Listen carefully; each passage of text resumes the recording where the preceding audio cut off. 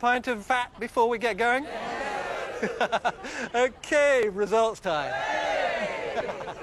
Well, for LDL cholesterol, which is the cholesterol that is associated with increased risk in heart disease, the people who were taking butter on average increased their LDL cholesterol by 0.3 millimoles per litre, which is about 10%.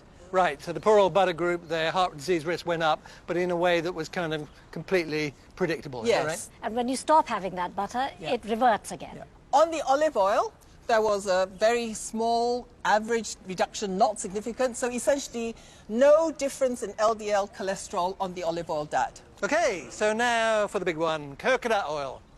Well, LDL cholesterol for coconut oil went down by 0.09 millimoles per litre, so no overall increase in LDL cholesterol, which was really a big surprise for us and not in line with what we'd come to believe from previous studies. So, butter raised LDL and olive oil did not, both as expected. But surprisingly, neither did coconut oil, which is high in saturated fat. The fact that it didn't is really, really surprising. We also measured HDL cholesterol, which is the good cholesterol, and we found that coconut oil increased your good cholesterol, HDL cholesterol, more than olive oil and butter. Butter and olive oil both raised good cholesterol by about 5%, but coconut oil raised it by an impressive 14%. And because it helps remove the bad stuff, the more good cholesterol you have compared to bad, broadly, the better.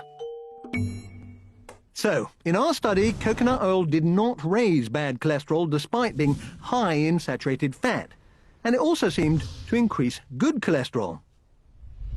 So I must admit, I found that surprising, the idea that you can eat something which is rich in saturated fat and your LDL levels don't go up.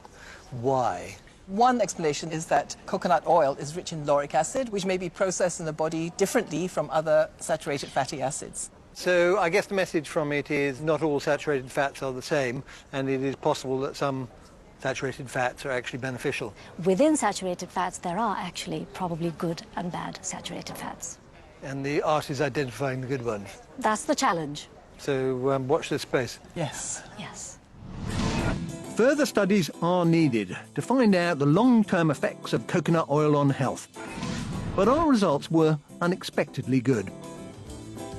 So I'm not going to be glugging it by the litre, but I'm certainly going to be using it more in my cooking.